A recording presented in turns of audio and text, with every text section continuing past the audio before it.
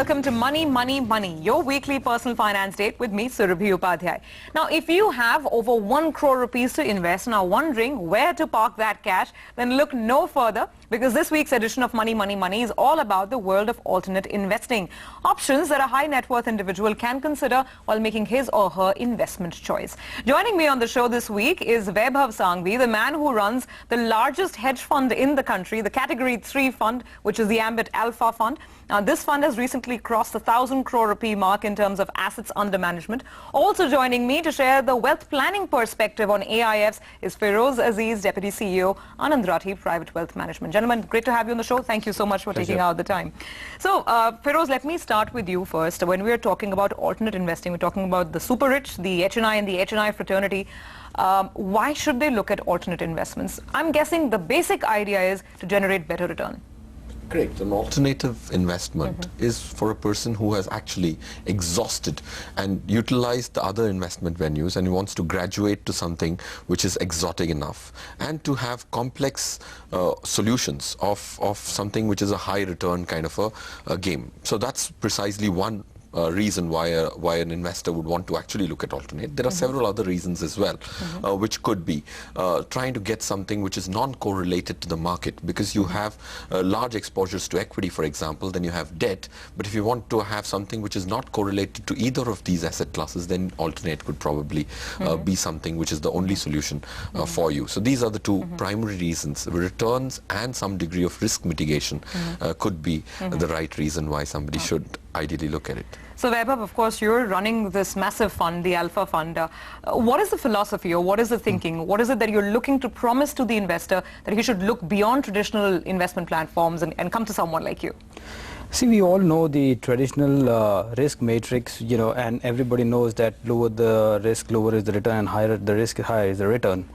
The problem with that is basically while you invest into equities, the products, the equity products do not take into account the behavioral aspect of an individual investing. And why do I say that is basically something like 2007, when the markets were booming, and that's the time we saw maximum amount of equity inflows coming into the markets. Sure. Everybody does say it's a great asset class, and it is indeed a great asset class, which gives you great compounding effect. But the problem is, the investor tends to come at the peak of the market and redeems at the bottom of the market, and that is what we have largely seen in empirically.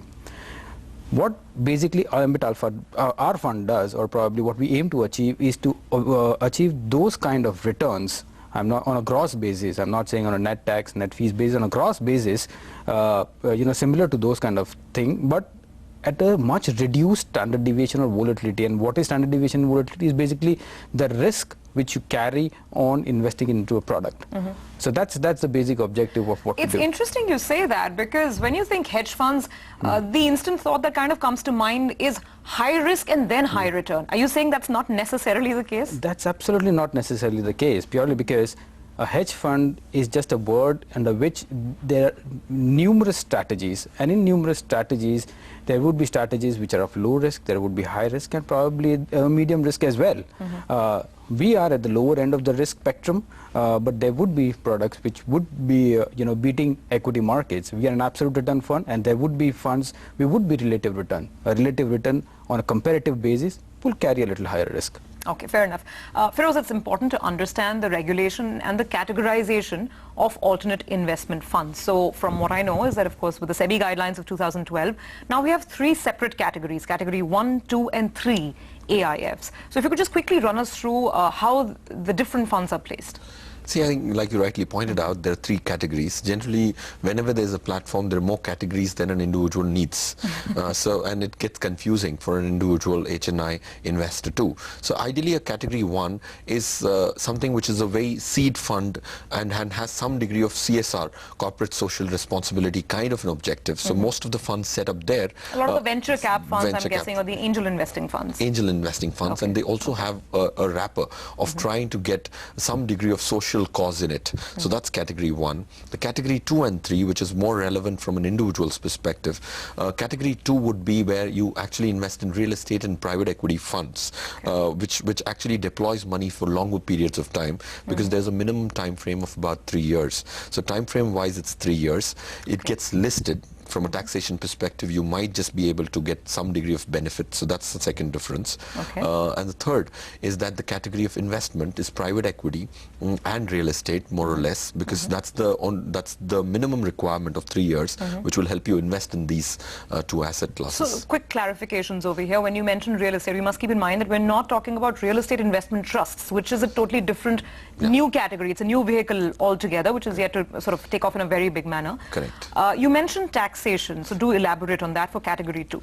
See, category 2 has a pass-through taxation mechanism. Okay, pass-through is nothing but if the fund has a pass-through, then the taxation is passed to me and the fund doesn't pay the tax. But if the tax is paid at the investor level. So that's a pass-through mechanism. So it actually helps tax efficient instruments being packed there. So but there's also a benefit of it getting listed. So if you actually did sell the units, because there's a listing, you can sell your units to somebody else. If you so did it, then you can get a capital gain out of it. So to answer your question, taxation wise, category 2 is better because it gets the tax gets passed on to you as an individual investor, and then you can plan your taxes much better. So we'll get into category 3 and we'll talk more details. But just very quickly to understand the complexity levels within category 2, and we're talking real estate and private equity funds, the kind of leverage these funds can take, how complex are they? What is the understanding looking at the options in the market? See, complexities can come from two different levels. One is the product construct, or second is the asset construct. Okay, if you're speaking about real estate is anyways a complex instrument because there's illiquidity, there's no valuation, so there could be two people on the same property might have different opinion of what they're priced at. So one set of complexities come out of the asset class you're buying. Which is, in which case, if it's real estate, it has its own sort of complexities. Yeah. So if you ask me, complexity on the product construct has come down significantly. Fees has become more transparent, and I think the investors' reporting mechanisms have become more wider notes have been given saying that this is how a manager needs to report. Unlike in the past, before this AIF category 2 was introduced, it was very haphazard. Somebody would value it every year, somebody would go as aggressive as valuing it every quarter. So transparency has gone up, and costs have come a little more transparent again on the cost side as well. But having said which, the asset it addresses, category 2, has been one of the most complex assets, private equity and real estate, because of its illiquid nature. So I would say complexity. The opaqueness that kind of comes with this asset class. Both of these asset classes. All right, gentlemen. We'll take a break on that note, but when we come back, we're going to talk a lot more about category 3, which is where a lot of interesting options are coming up, of course, including the Ambit fund itself. We'll be back after the break.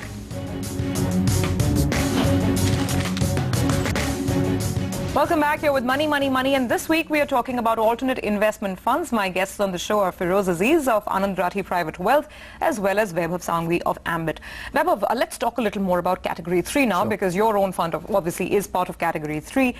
When we're talking about regulation and restriction in terms of what all you can do, the sort of strategies that you can work with, the kind of asset classes that you can dabble with, what does the rule say? So according to the guidelines, what category 3 can do is basically they are pretty flexible strategies, and the maneuverability of what the SEBI has given in terms of the permissions is pretty high in terms of the flexibility. Having said that, in terms of the asset class, what we can do is currently we can do equity and debt. Currencies and commodities is something which we will wait for the regulator to give a permission to. And what we estimate is basically after the FMC merger with the SEBI, it's just a matter of time when they come into this category.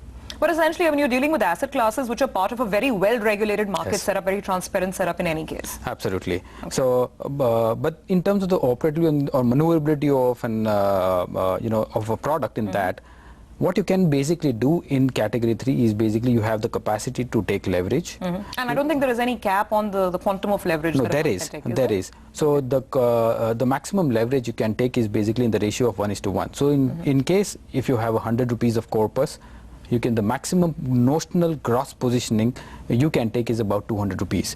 Now that 200 rupees is also specifically mentioned in terms of the guidelines how you can calculate that 200 rupees, and a daily reporting is done from our end to SEBI as part of the regulation. We think that's a great regulation by the SEBI, and I think it's pretty much a forward-looking regulation. So you can do a lot of stuff and try to be away from the traditional risk-return matrix, and this vehicle gives you a great opportunity to do that. Okay, so Feroze, now comes the sort of the challenge of deciding which category you want to go with. One, as you said, not too many sort of investment options there. There's category 2, and then of course there is category 3. What is it that has your verdict, your positive thumbs up? See, category 2 is something which I would strongly recommend against. Oh, okay. Why is that? Why is that? Because if you measured, any investment has 4 or 5 characteristics which you need to measure before you take the plunge.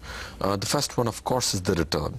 Okay, what's the return I expect, and what has been the past return? So return, if you split into 2, what is that I expect out of this specific instrument? If it is anywhere less than 20% post-tax, post-expense return, then you're better off in a mutual fund. 15, 16, 17% returns if you could manage your discipline.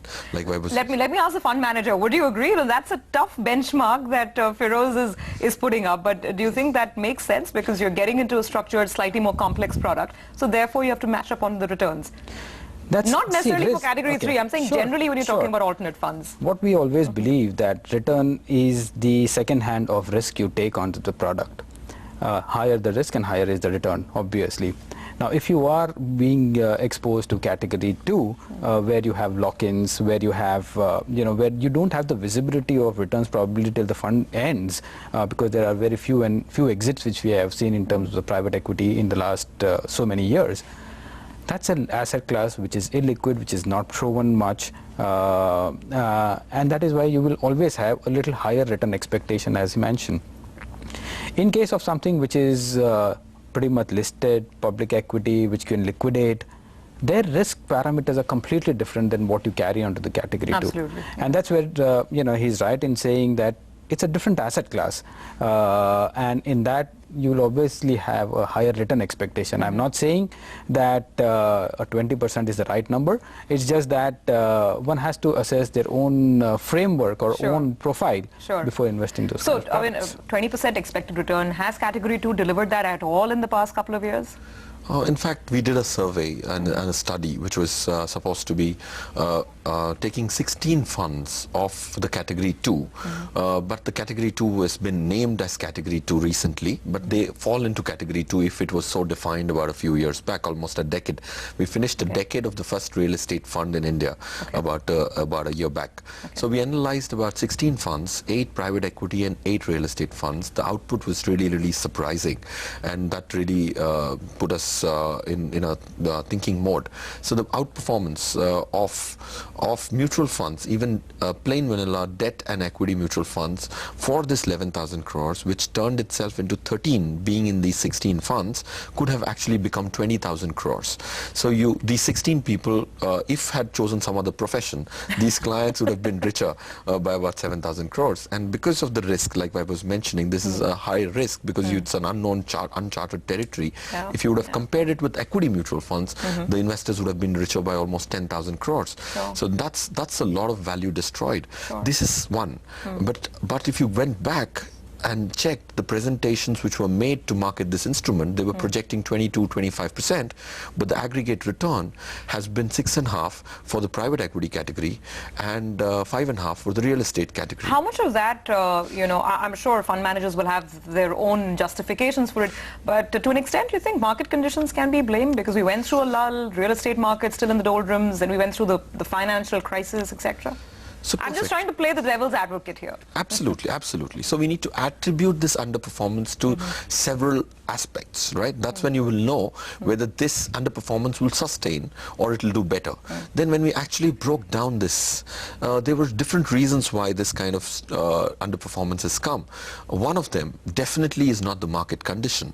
Why? Because you're speaking about 8-10 year periods, right? It's a long time. Long periods. I'm not speaking about short-term volatilities of a couple of months where a person invests in equity mutual funds and he's expecting some return in 6 months, I think it's very unfair on the manager to deliver in 6 months in adverse situations. But this is long periods. In India, 8-10 years is like the longest it could be from an investor's perspective when we speak to investors. So, all right. So I mean, on one very important parameter, probably the number one parameter, which is return when you're putting your money in an alternate fund, category 2, as you're saying, is probably not holding up very well as of now. What about category 3? What's the realistic expectation there? See, like I was mentioning, you can do very different risk-return profiles on category 3. You can create a very risky profile of investment or a very safe one. Sure. If you're looking at a safe one, so the return range can be very vast. How vast? How vast? If you're making a post-tax, post-expense return of even 12-13% on a category 3 on a low-risk strategy, it might substantiate entering one's portfolio. If it's a risky strategy, again using the same nomenclature, which is category 3, it might not quench my thirst of 18-20%, will also not maybe quench my thirst. So to answer your question, 12 to 22, depending on where you place this product on the risk return matrix, is what I think would determine what my expectations would be. All right, so we'll take a quick break on that note. We've spoken about returns. Another important aspect, liquidity. That's something you need to keep in mind when you are investing in alternate funds. And also, how is regulation evolving? What can we expect? Are more products going to come to the market? All that when we come back from this break.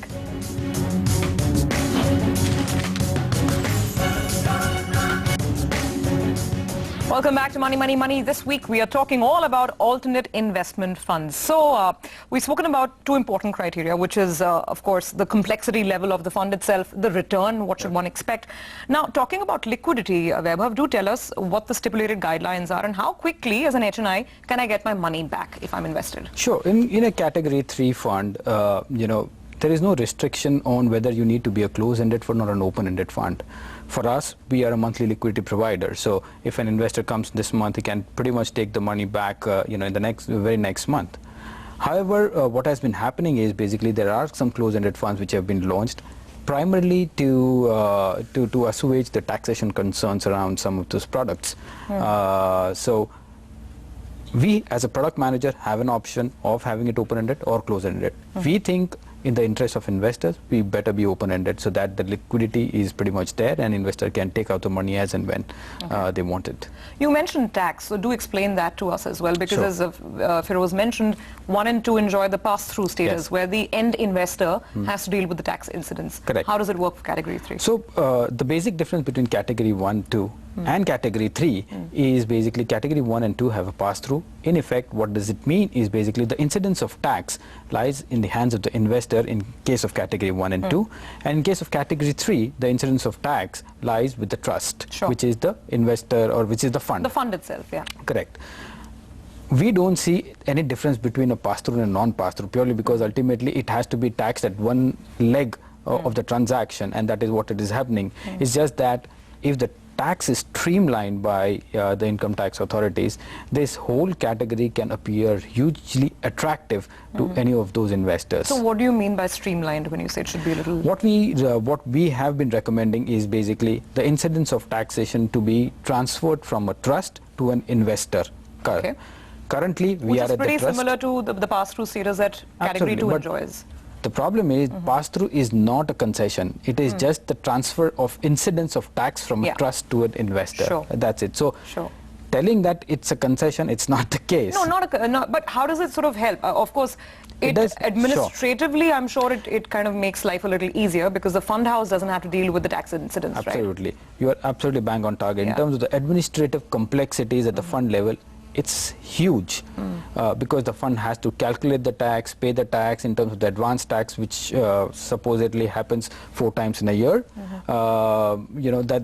And the resultant complications in calculation of your gross NAVs and your net NAVs is phenomenal. At the same time, there is always a limbo that at certain point in time, the investor would be taxed for some reason on the income which he received. Though that's not the case, but it's always a, it's on your back of your mind that an assessing officer can just come and at the lower level can raise a query. What is the incidence of tax, the quantum of tax as of now on category 3, and how is it defined? What sort of income are we talking about? So the CBDT circular, in our knowledge, we are not tax experts, but in our knowledge, it says that the trust has the choice of, paying or assessing the income as the tax they want to be. So like, whether they want to choose it as a capital gains or as a business income. Okay.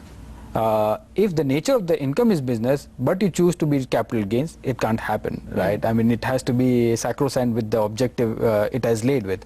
So that is a choice which is given onto the fund. Okay. And that is how it will be taxed going forward. So Feroze, what's the advice for those who are looking at alternate investments and looking at category 3 funds? What would you tell your clients? See, firstly, on the taxation issue, I think investors always like to have taxation at their end. Like, for example, if there's business income, there would be business losses. It can be offset. Okay, it can be offset. Yeah. If you actually, so it's not just from an administrative standpoint would I wanted all my incomes and expenses to be on one file. So it could happen that I've made losses in my equity mutual fund in the short-term category, and I still pay tax there. Then it hurts that you couldn't offset it. So, so taxation passing through, and like I've mentioned, if that gets more clarified and it actually moves on, then the category will become far more lucrative. Okay. Coming back to what I advise to an investor on this category 3 is that you should look at category 3 from something which if you have a risk return profile which can be matched by a simpler product, I would always try to choose the simpler one, because you have to always operate at the LCM, least common multiple, and that's the fund of investing. So if you are not able to replicate it, like Vaibhav was mentioning, if it does not behave like equity, then there is a case in which liquidity becomes a very, very important part, because in the category 3, the fund manager's discretion to have it closed-ended is also there, because liquidity itself could have some complexity. So liquidity is very, very important. If you don't have liquidity, if you can't take U-turn on a road, just don't hit it and go on it. So that's what I advise to the investors. Vaibhav, finally coming down to last thoughts, how is the AIF market evolving? What do you expect? I mean, we do see a lot more people coming, and I think the category 3 total size is a little over 4,000 crores right now. What would you like to see in terms of regulation, whether it's clarification or any additional sort of measures? And what about products? Do you think we will see more products anytime soon? Definitely. You will see, very much evolving products launched onto the category 3. And the basic objective will be to address the risk return parameter of an investor. If somebody tries to do something on category 2 or category 3, which is replica of already which is being done, like Feroze mentioned, it's of no use getting into category 3. So if you are able to address the risk return profile and the behavioral aspects of an investor, category 3 is the place to be in. In terms of regulations, we would love to see some amount of clarity on the income tax. And if it's a pass-through to an investor, it would hugely help, not only for the investors, but also for the regulators in controlling the investors and providing market or providing with liquidity to the markets also. So it's an encompassing thing where you will hit on the positive sides across. So that's what we need in the regulation side. In terms of the size, last but not the least, global asset allocation, about anywhere between 12 to 15% is into alternates. And in that alternates, about 50% is into hedge funds. So that's the size which we are looking. Though we are not even exposed to equity to that percentage, we would love to have some sizable share in the alternates. Okay, well, gentlemen, great talking to you, and thank you for enlightening us on the world of alternate investing. That's where we'll take your leave on this week's episode of Money, Money, Money. Of course, your feedback, questions, comments are welcome as always. We'll see you again next week.